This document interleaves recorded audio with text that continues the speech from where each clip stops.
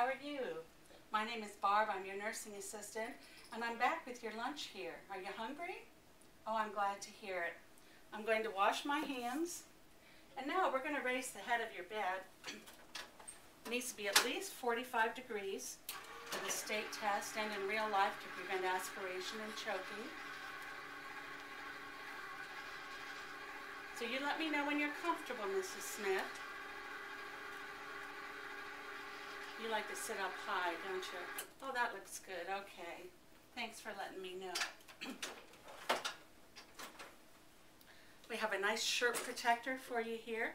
Some places call them shirt savers. Let's put this on to keep your beautiful satin clothes clean today. There we go. Is that comfortable? Okay. And we're going to wash your face and hands so you feel nice and fresh. There we go. Wipe around your mouth. And if I needed to, I could get a second cloth. And I have a towel handy. You're hiding your hand from me, Mrs. Smith. Here we go. Wipe off your hands, get your fingertips very well. This goes in the trash. And with my towel, we're going to pat you dry. Get between your fingers.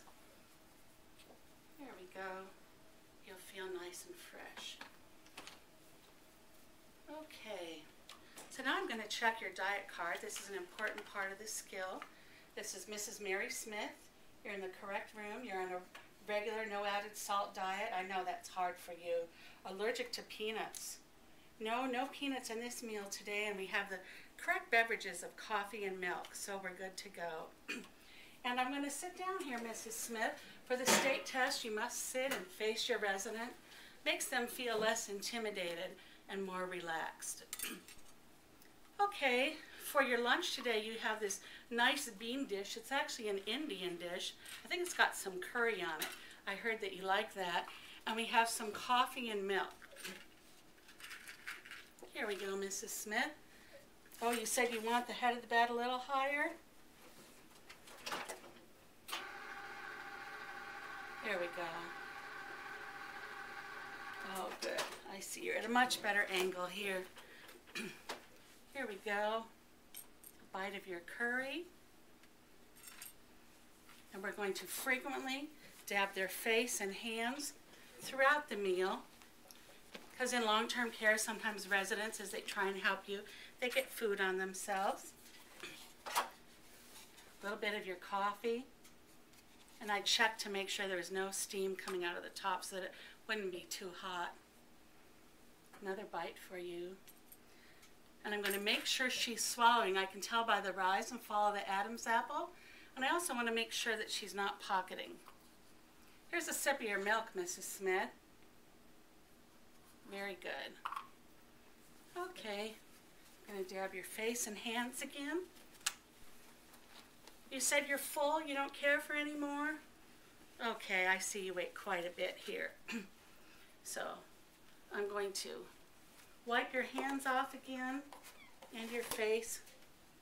Do your face first and your hands. Make sure we dry them, patting dry. Take off your clothing protector. Would you like to stay in an upright position, Mrs. Smith? You would? Okay, that's good. These are going in the hamper. And now on my intake card, I'm going to mark down in 25% increments the percentage of food that Mrs. Smith ate. And I'm going to say she ate about 25% of her meal. And for the beverages, on container number 1, you can pick either beverage. This was a 240 cc cup. This is 120 cc's. She happened to drink all of her coffee, so that's 240 cc's.